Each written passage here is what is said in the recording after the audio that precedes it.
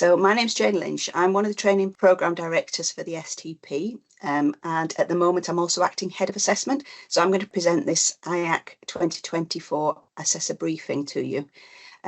We realise this is short notice for you all, so this will be recorded and it will be uploaded onto our website, hopefully tomorrow, as soon as we can manage it, so that anybody who isn't able to get here today still got access to it. And as assessors, you will also be able to review it if there's anything that you want to see again, so that we can make sure that you've got as much information as possible.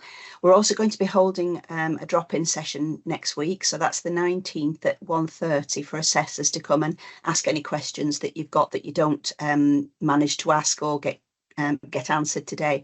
We'll be having a Slido question and answer session towards the end of the session. So in a moment, I'll tell you what the code for that is, and please put your questions in there. We'll get through as many as we can. I'm not promising to answer all of them because there may be quite a lot. We'll do as many as we can, and we'll make sure that any outstanding ones, we do get answers out into the public domain though. So thank you for coming. We've got quite a lot of assessors here, so that's really nice to see so many of you turning up today. Next slide, please. Okay, and just to say that I've got some colleagues from the school also on the panel here today. So if I can't answer your questions, if they're more about the organisational structure, somebody else might be better placed to answer that. So we've got a few other people here who can help me towards the end to answer those questions. Next slide, please.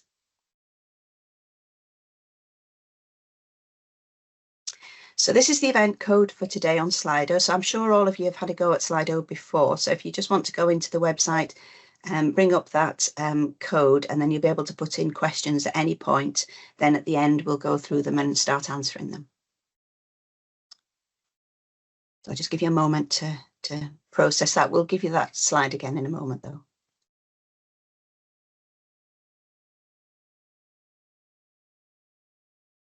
I think possibly somebody might be able to put it in the chat as well while we're talking.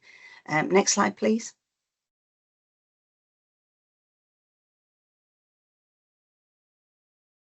So an overview of the session today. We're going to talk a little bit, first of all, about the purpose of the IACC 2024, the process, the schedule, results and feedback to trainees, and the appeals process. Next slide, please. So the IACC has been in place for a few years now. It was introduced during COVID, and that was really the underpinning reasons why it was designed as it was. It was because we were in a very difficult situation, and we knew that trainees were going to have a very varied and disrupted training experience. It was important that we still managed to assess trainees fairly at the end of it, so that they could enter the workforce. Otherwise, we could have had major problems with lack of staff and not being able to complete our trainees on the programme. So we had to think differently. We had to come up with a different kind of assessment, and we came up with the IACC.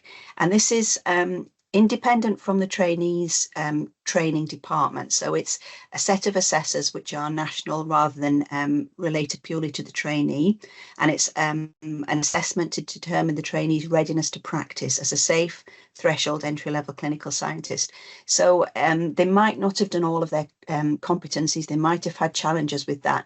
But what we wanted to know was their individual journey, and were they safe to enter practice? Did they know their kind of limits, their scope of practice, and had they got the knowledge to be able to practice safely as they entered the workforce? So it's not standardised. So assessor questions will differ. So we can't, in an individual exam, we obviously can't ask the same questions of every trainee. We want to know what their journey was like and are they ready? So the assessor questions can vary, and it doesn't assume equity of a trainee's experience. Next slide, please. So it's assessed against five GSP domains taken from the Academy's Good Scientific Practice 2021 document. And those domains, I'm sure you'll know this, but I'm going to just go through them just so that it's very clear. In domain 1, professional practice, we're looking at things like patient-centred care, scope of practice, communication, professional responsibilities, and working with others. In domain 2, scientific practice, we're looking at data reporting, technical proficiency, quality assurance, that kind of thing. Next slide, please.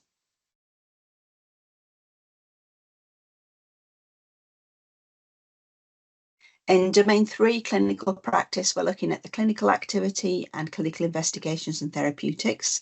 Domain 4 is about research, development and innovation, and that includes things like their research activity. It will include their research project that they do as part of their masters, service development, audits, that kind of thing. And in domain 5, clinical leadership, we're looking at how they're developing themselves and leading others. So there's a bit more information on that in the link that you can see at the bottom of the slide as well, if you want to go and have a look more at that. Next slide, please. So as we said before, the purpose of the IACC is a little bit different to the OSFAs that we did before, but it still is required that we are sure that our trainees are competent to exit the programme. So it's there to instill the trainee and the assessors with confidence that the trainee has the ability to practice safely. Through it, we want to allow the trainees to demonstrate their self-awareness, their self-regulation and their self-development, and also to demonstrate the readiness to practice and register with the HCPC and uphold professional standards. Next slide, please. So it's an integrated assessment. There's two parts to it. There's a critical reflective narrative and an interview. And that interview consists of questions about the reflective narrative and 2 unseen case-based discussion scenarios.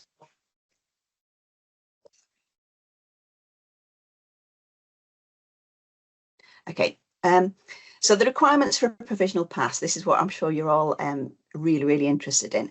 So the IACC 2024 has got a pass or a fail outcome. There isn't any gradings within that. Trainees either pass or they need to resit. So to pass, the trainees have to pass every GSP domain. So that's the 5 domains I've just talked about. At the end of the 5 domains in their critical reflection, there will be a global statement where they can sum up the whole of their reflective narrative into a kind of a statement as to how they feel they're doing and how they're going forward and why they think they're ready to practice. And they also need to pass 2 readiness to practice criteria. So these are RP1 and RP2. And RP1 is to demonstrate their ability to recognise the scope of their own competence and to self-regulate to practice safely as an autonomous professional. And RP2 is to demonstrate the ability to ensure professional standards and patient safety are maintained at all times. So trainees could pass all of the domains, but if you've got significant concerns about their safety to practice, then you aren't going to pass them on this one. So they would fail probably one of the readiness to practice criteria. Next slide, please. This is just a timeline of the process in an attempt to make it really clear for you. So the first one is that the trainee submits their written reflection. The assessors will then independently read the trainee submissions and have a look at the evidence they've cited on one file. The panel will also need to meet to plan the interview. So the interviews, as we've said, are individualised, so they do need a little bit of planning. So the panel will meet before the interviews themselves just to decide on questions and which scenarios they're going to choose. Then the panel will interview the trainee. After that finishes, the panel will agree a provisional outcome and the provisional feedback. The lead assessor then uploads this onto our software. That kind of then passes the book over to the school, and the school will sort out all that paperwork, make sure that everything's ready for the exam board. The lead assessor will need to come along to the exam board to confirm those results and to answer any questions about things that they've put in their reports. So there might be incident reports, things like that. I'll talk a little bit more about that later. The results from the exam board get sent to the ratification board who confirm them, and then the trainees get their results. So all that takes quite a bit of time, and the trainees' results will be sent out. We have a date for that. I can't remember off the top of my head, but it's sometime in August, so that this allows for the whole process and the quality assurance checks that we need to have within that. Next slide, please. So a little bit first of all about the critical narrative submission. Next slide. I mentioned that the trainee submits a written reflection, and that's already happened. The closing date for that was Tuesday of this week. So those are all now submitted and are ready for assessors to start going in and having a look at them as soon as you want to, once you've got your trainees that you're going to assess given to you by our admin team. Next slide. So the assessors independently read the reflective narrative and look at one file. They must do this independently. We want to get a number of different views on this, so it's not a collaborative at this point. It's each of you having a look at that narrative and forming your own opinion based on the trainees' critical reflection and their evaluation, their self-advocacy. So are they advocating that they are safe? They're telling you about their journey. They're telling you how they feel. They're telling you how they've developed. And it's for you to see if you find that a convincing argument. So analysis, safe practice through self-regulation and CPD, and use of evidence. There's no set number of competencies that the trainee must complete. They still have some time on their programme before they need to go through our completion criteria. Most of them will have done the training, but they might not have got their competencies uploaded and signed off. So we don't specify a set number of competencies there. Obviously, the more they've got, the more evidence they've got to choose from. So we do encourage them to submit and sign off as many as possible, but we know that they're not at the end of the journey at this point. And the critical self-reflection allows trainees to self-advocate for their readiness to practice, where they may have experienced significant disruption to training. This is less significant, this disruption, than it was in the early days of the pandemic, but we are aware that some trainees still have missed bits of their training, particularly for this cohort. It would have been the rotations, so they haven't been able to manage to do all of the competencies in those, and that's fine. We've allowed for that. Next slide, please. So the panel will then meet for a pre-interview meeting, and this is arranged by the lead assessor prior to the interview date. Next slide, please. So just a little bit about the different panels. We aim to have 3 specialist assessors, including a lead assessor on each panel. We have challenges in getting enough assessors. We know that you're all very busy. We have a lot of specialisms that have provided enough for 3 specialist assessors per panel, but we still have some gaps in our assessors. And my background's in echo, and one of the areas where we have some gaps is in echo. So this is a plea from me. If anybody knows anybody who's an echo specialist who could be an assessor, there's still time for them to contact us and offer their availability. Because we've still got one panel that's not been filled. So if you do know of anybody and you can twist their arm a little bit and get them to come along, we'd be really, really grateful. Conflicts of interest between trainee and training officers are managed by the school. So that's something that our assessment team have been looking at. They have various ways that they manage that. And what some trainees feel as a conflict of interest is not what we define as a conflict of interest.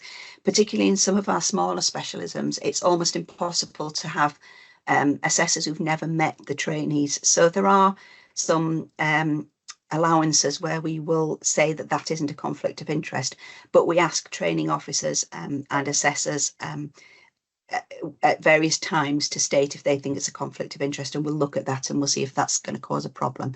But basically, trainees won't be assessed by their own training officer. That's the big thing that we're really making sure doesn't happen. Assessors will inform us if they're aware of any other conflicts in their panel. That should allow us to make last-minute adjustments if there are significant problems. And just to say that even if you are assessing somebody who you know, we trust assessors and trainees with the integrity of the assessments, and we trust that all aspects will be confidential and that you will be professional and you will treat somebody fairly, whether you know them or not. So we'll try and keep those conflicts of interest to a minimum, but please remember that this is a professional exam and we trust you to act professionally through that. And as I mentioned before, the lead assessor will arrange the pre-meeting using details that are supplied by the school. Next slide, please. So when planning the interview, all the people on the panel need to have read the trainees' IACC prior to the meeting. They need to agree what questions to ask each trainee about the IACC narrative. So you will have 45 minutes to do that. And you might find that in the narrative, one section's been covered really well and one section is a bit sketchy. So you probably want to aim more of your questions towards the area that you don't think has been covered as well. So you've got some flexibility in the number of questions and how you structure that interview. But we would expect you to ask at least one question for each domain. but there'll be time to ask more than one in them, so you can concentrate a little bit more on the areas you think you need more information about. We also need to select 2 unseen CBDs from the question bank. That's often after you've looked at the narrative, you kind of have a feeling as to which areas you want to question them a bit more, so you can choose CBDs that reflect that. And then also plan the interview and make sure you're sure who's going to ask which question. Next slide, please, Sally. So the panel, this is kind of the same thing said in a slightly different way. So their approach to the interview includes identifying areas of the trainee's critical reflective narrative that you wish to explore with the trainee. So it's looking at the cited evidence and making sure that you are happy with that, you understand what they're saying by it, and you think it's relevant. Obviously, you need to agree the questions, you need to determine the question order, who's going to ask what, and approximate timings. I think it's important to remember that when you're doing the interview, don't just let the trainee rattle on and don't have time to ask you other questions. You're going to have to kind of interrupt them a little bit or move them on if they're talking about something that you don't think is relevant. And you need to think about the positive aspects and indicate the trainee's readiness to practice. Next slide, please. So in that interview pre-meeting, the lead assessor should ensure that the panel members have contact details for each other, including the contingency assessor. So where possible, we have a contingency assessor in case anybody is unable to join the panel on the day. So it might be that you are sick on the day and you can't join. We would hope to have a contingency assessor. If we can't manage that, we have plans that where we have only 2 assessors, we will record the assessment, and that will allow us to bring in a 3rd assessor if there's a difference of opinion between the 2 assessors. So we make sure that we've got at least 2 assessors at all times for every panel, a 3rd one where possible, but that might be somebody reviewing it afterwards if it's not possible to have them at the time. It's important that the interview pre-meeting also covers things like reasonable adjustments. So some of our trainees will have reasonable adjustments, and that often means a little bit longer because we're asking them CBDs. There are times when trainees might need that in a slightly different colour, or they might need longer to process it, but that will be that information will be available for you. If the interview is likely to be longer, we've tried to schedule those towards the end of the day as well, so that it doesn't disrupt the timetable. And it's important that the panel know the assessment schedule for the trainees, and we'll have all that provided for you before the interview pre-meeting. Next slide, please. So in the actual panel interview, we've changed the assessor procedure very slightly for the 2024 interview, and that's hopefully going to make it a little bit smoother, but I'll go through those changes. They are very minor. Next slide, please. So the full assessment for trainees that are doing a full assessment, we do have some cases where they might be doing a light touch, and I'll talk a little bit more about that later. But for the full interview assessment for 2024, it's a virtual interview via MS Teams. There will be a panel of up to 3 assessors, and it will be 60 minutes long, the interview section itself. The panel will ask questions about the critical reflection, which will be a 45-minute section, and then there will also be 2 unseen case-based discussion scenarios, which total 15 minutes. As a quality assurance measure, 10% of all interviews and panel deliberations will be observed. So we have some service users and other people who will act as observers. You will know that the panel's being observed. You will be told that in advance, and somebody will come along. They will introduce themselves, but then they'll turn the camera and their microphone off, and they will just observe in the background. And they aren't there to check your scientific knowledge. They aren't experts necessarily in anything healthcare related, but they are there to make sure the procedure's fair for all our trainees, to make sure that the panels are acting in the same way, so that each trainee has as much of an equitable experience as we can manage. Next slide, please. So these changes that I mentioned are administration changes, and they're aiming to reduce the complexity of the assessment. So rather than the trainees coming in and having an invigilator and then being moved into the assessment room and various different rooms happening, in MS Teams, we've decided that it's going to work more smoothly this year if we keep instead of having an invigilator for every room, we're going to have a support group, and the assessors will do a couple of the tasks that the invigilators would have done. So for each daily panel, we're going to have an IACC assessor briefing between 9 and 9:30, which will include a technical check to make sure that your cameras and everything are working, and an operational update. That's in case anything has changed due to the way we're doing things. So it might be that a trainee's phoned in sick, so we can give you those information then on how we're going to deal with that. And it'll also include the support arrangements. So there will be a team of support staff available all the time, and we will be able to give you details on how you can contact them if there's a problem. So as a lead assessor in your room, if you have a problem, there will be somebody always available for you to contact to sort that out or to make a decision about how to go forward. So we'll give you that information each morning between 9 and 9:30. And following the morning briefing, the assessors will use a Microsoft Teams link to enter an assessment room, and that's their room for the whole day. There won't be any moving between rooms at all. Next slide, please. So one of the things that we're asking you to do slightly differently is just to check the trainee's ID. So this has normally been done by an invigilator outside the room, but we're going to put this within the assessment itself for ease of everybody moving around and making sure the trainees are in the right place at the right time. So using a standard script, the lead assessor will confirm each trainee's identity against an ID document.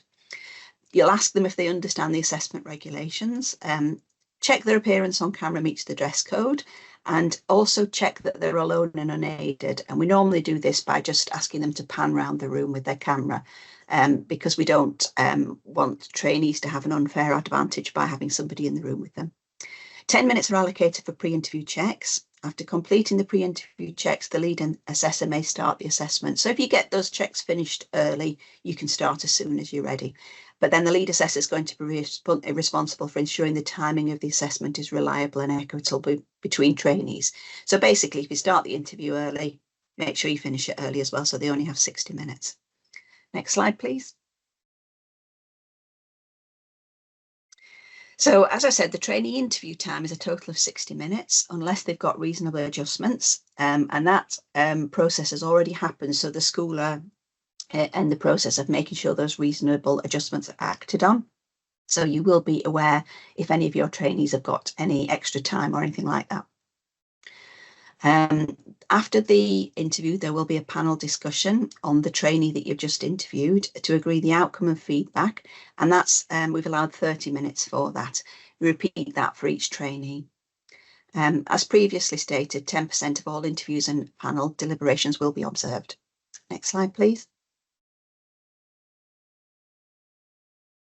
So the interview allows the panel to explore aspects of the narrative to confirm that the trainee demonstrates readiness to practice in each domain and the global statement. The trainee should have the opportunity to speak to each of the GSP domains and the global statement. So as an assessor, each time you ask a question, you need to tell them what domain that's in, whether it's, domain 1, 2, 3, 4, or 5, and whether you're asking about the global statement. And you should ask a question in each of those areas so that the trainee's got the opportunity to talk about it. The interview is semi-structured. Assessors may take a proportionate approach to ask follow-up questions. So you're not limited to just one question. If you think they haven't explained themselves very well, you can ask follow-up questions. Next slide, please. So we ask that the questions you ask are open questions about the trainee's IACC. They allow the trainee to demonstrate their learning through critical reflection. It allows trainees to discuss their strengths and weaknesses, including their ability to self-regulate when competence is yet to be signed off. So for that, we mean things like if you haven't if the trainee hasn't worked in an area and they state this, you can ask them how they plan to deal with that. You know, how will they recognise if they're put in a situation where they haven't got the competence? Will they know to speak up and ask for help, that kind of thing? Have they planned to do more training afterwards? And as you know, within our IACC, some of the trainees will upload a training plan, which will show you what they intend to do before the end of the programme as well. They can discuss the impact of COVID-19 on their training. And discuss what trainees will do to progress and ensure they practice safely within the scope of their practice.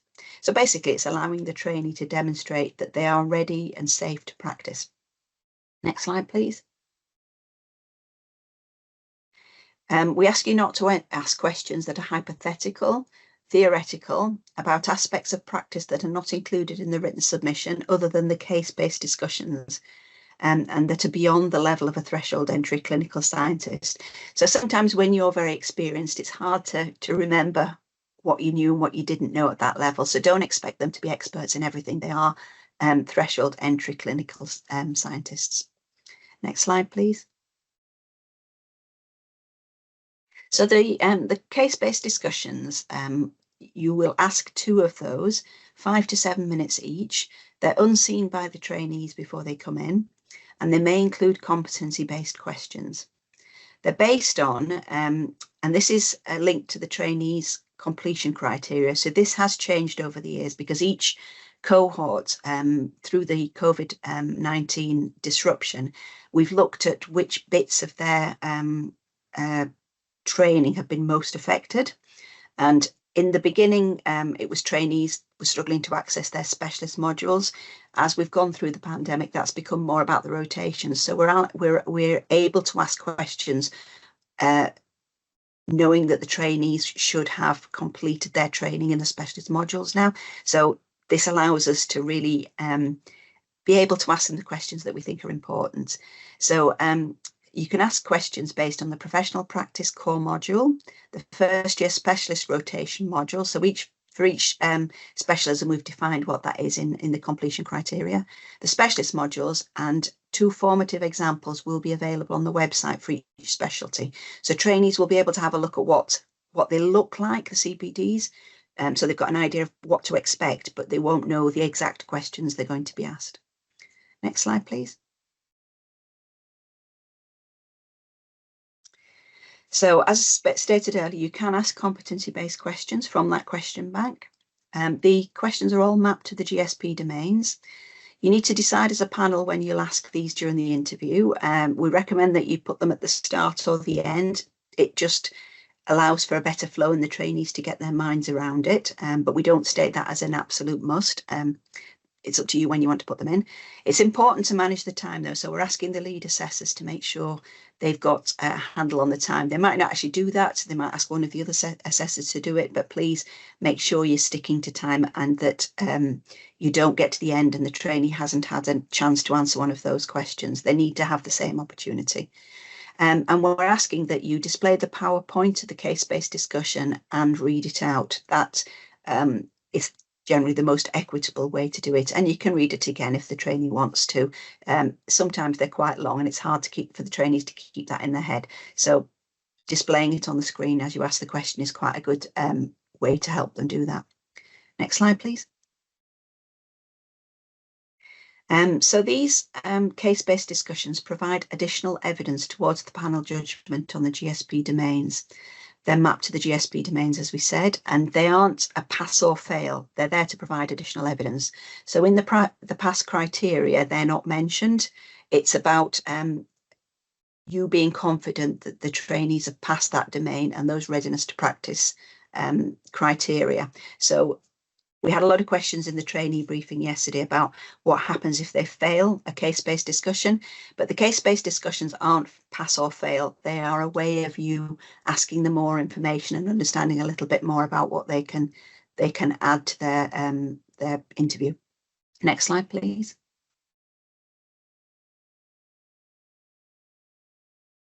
So during the interview, the assessor should be thinking about marking the trainees independently aligned to the criteria in the marking rubric. So 3 assessors in the room will all be scoring or marking the trainees as they go along independently. They'll make notes at the same time, and then afterwards you'll all come together and discuss those and come to a conclusion. So making notes is really useful because it can help with the feedback later on. Sometimes we have incidents that may make it unfair for the trainee in that particular assessment. So for instance, we had one trainee, I think it was last year, who had a fire alarm going off in the background, and that obviously is very disruptive. So things like that we need to have an incident report about. So please make sure that incidents are reported. Anybody can report that incident, but the lead assessor should be responsible for making sure that that happens. Don't just all leave it to somebody else to do it. So if something that you think needs reporting happens, please do that. And we would advise you probably to err on the side of caution and, you know, put incidents reports in, even if you think it might not be important. You can put on there whether you think it disrupted or whether it negatively affected the trainee, and those will be reviewed afterwards, and if necessary something will happen if we think it's important. Next slide please. So after the interview, next slide again. So the panel will have 30 minutes following each interview to complete and review their marking. The lead assessor will support the panel to collate comments and feedback with the aim of reaching a consensus on provisional outcomes that are equitably aligned to the marking criteria. And the lead assessor will upload the provisional results and feedback. Next slide, please. So these are the marking forms that we ask the lead assessors to fill in after the interview. So in the top bit there, we want the titles of the case-based discussions. So it's not necessarily pass or fail here. We want to know what they are. So you'll type in which case-based discussions you used. In the next session, there's a bit for each of the different domains, and there's a mark and it says please select. So from there, there'll be a drop-down box that you can choose pass or fail, and then you can type your feedback into that. And the feedback that you put in there will be what the trainees receive. So please try and make it fair, well-typed, grammatical, all those kind of things that you need to think about when you're talking about feedback, because we want to be able to send that straight to the trainees. Next slide, please. So this is just the whole form. You can't really read it on this slide, so that's why I picked it out a little bit before, but just to show you there that you've got all the different sections in there, and there'll be the global domain at the bottom. Oh, Sally, you're doing great things here. And then at the bottom, you can save and exit, and then if you want to go back to it afterwards, you save and exit. But once you're finally finished, you click on submit final grades, and that once it's gone, that's it done. You won't be able to do anything about it afterwards. So save and exit when you want to stop for a little while and come back to it, and submit it when you're finally done. Next slide, please. Just a note on the resit assessments. So the trainees that you have may be of different cohorts and different resit attempts. So some of them will be first attempt. This will be the bulk of the ones we've got. And these are expected to have a full panel, which is the full 60 minutes.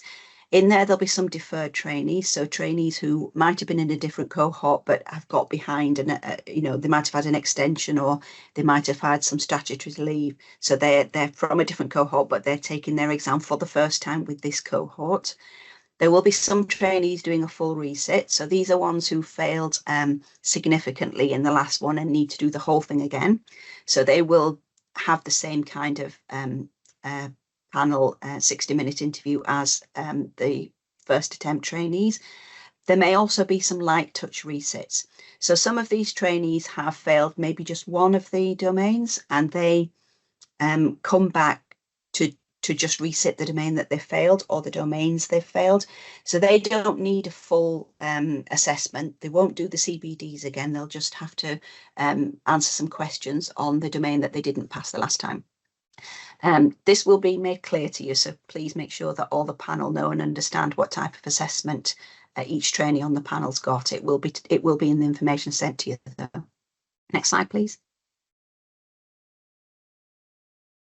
Reasonable adjustments we've mentioned, they mainly apply to the interview element of the IACC 2024. we don't really give reasonable adjustments for the reflective narrative. It's about the interview that some of them may be allowed to have extra time. They're relevant in relation to the unseen CPD scenarios. So some of our trainees might get 50% extra time for the CPDs. Next slide, please. This is an example schedule. So just to show that the trainees have 6 minutes for the interview. There'll be an ID check before that. Assessor panels have post-interview discussions afterwards, and there may be breaks in there as well, so that you can get your lunch, you can get a cup of tea and that kind of thing. But you will get a schedule, and it'll tell you exactly what's happening with your panel throughout the day. Next slide, please. Yeah, and that's just showing that it goes on, and that there might be a debrief at the end. So you can, all the time through these interviews, though, you will have contact details of somebody who you can either email or message in the school to support you if you have any challenges at all. Next slide, please. So the feedback and the marking will go after the interview and the post-panel discussions forward to the examination board. So we just want to touch on a little bit about what that means for your marking and feedback. Next slide, please. So the lead assessor role, it's not much bigger than the assessor role. It's really a little bit about the admin and making sure we've got a named person who will do some of these tasks, so we know who to chase up. So we're not chasing all members of the panel afterwards.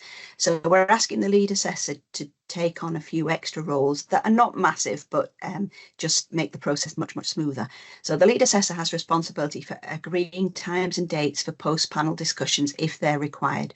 So you have 30 minutes after each trainee, and that we expect to be enough time.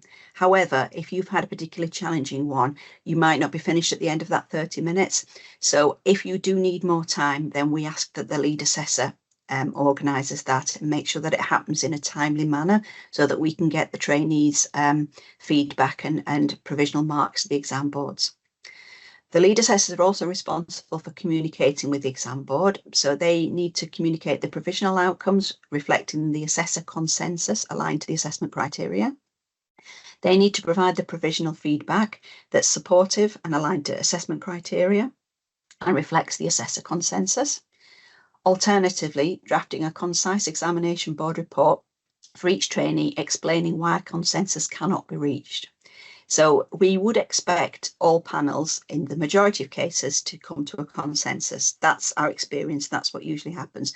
But there may be the odd time when you can't come to a consensus. So in order to help the examination board make a decision about the trainee, we need you to tell us why that is that you haven't been able to come to a consensus. Tell us the conflicting opinions and why you haven't got to there. Next slide, please.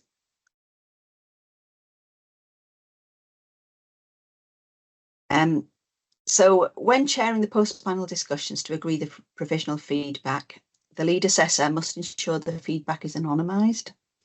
The marking criteria provides guidance on thresholds that must be met for critical reflection, self-advocacy and evidence. The feedback should address and may paraphrase marking criteria. So it's quite useful for you to have a look at that beforehand, look at the marking criteria, and you can use that as the starting point for your feedback. You can, say that the trainee has met this standard, and then maybe underneath it a little bit about why you think they have. If they did a particularly good section, you can commend them on that. If they weren't very good, you might say, that this is a bit that you need to strengthen next time. Next slide, please.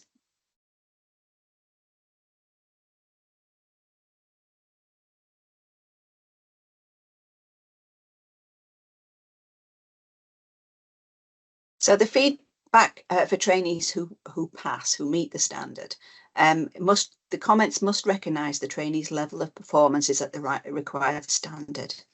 The feedback must align to the assessment criteria, the assessment standard, and be definitive. The feedback should address what was done well. If areas of improvement are suggested, the rationale must still support a provisional pass. So even if they pass, you can still put in areas that they think could be developed going forward. The feedback must support reflection on achievements and continuing development.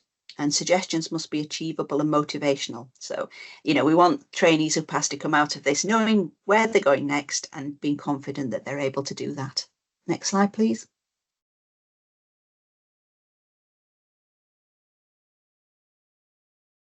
So for trainees that don't meet the standard, i.e. the ones that fail, the feedback again must align to the assessment criteria. Overall, the rationale provided must support an overall provisional fail outcome. That outcome must be defensible to the assessment standard required of a newly qualified trainee. So basically, you need to make sure that you're being fair to the trainee and that your rationale makes sense to a fail. Sometimes it's difficult to read from the feedback that that's a fail, so please make it really clear. The feedback must identify what was done well, and it must include areas for significant improvement at the level of a threshold newly qualified trainee. Points for improvement must be supportive and should be reasonably achievable before the resit, and feedback must be supportive of reflection and further development. Next slide, please.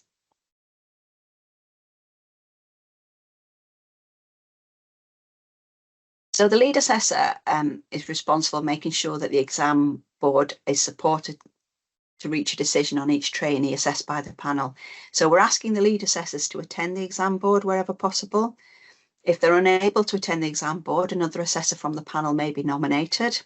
And if that is still impossible, then the lead assessor may brief the lead station writer or their nominee. So basically, we need somebody at that exam board who really understands what happened with that trainee and can confirm the decision to pass them or supports the fail decision. And the lead assessors must ensure whoever attends the examination board is fully briefed to speak to each trainee the panel assessed, including being able to comment on incidents and associated reports. Next slide, please. So just to sum up, after the interview, the assessor's responsibilities are to review and agree the trainee outcome, contribute to trainee feedback and agree the feedback. Next slide, please. And the lead assessor responsibilities, just on top of that, is to support the panel to agree a consensus. So they're going to, record the final decision and try and make sure that the panel can come to a consensus. They then need to upload the outcome and feedback to eNet Assess, which is the system we use to do it, where that form that I showed you is from. And they need to attend the exam board or ensure that a suitable deputy is available. Next slide.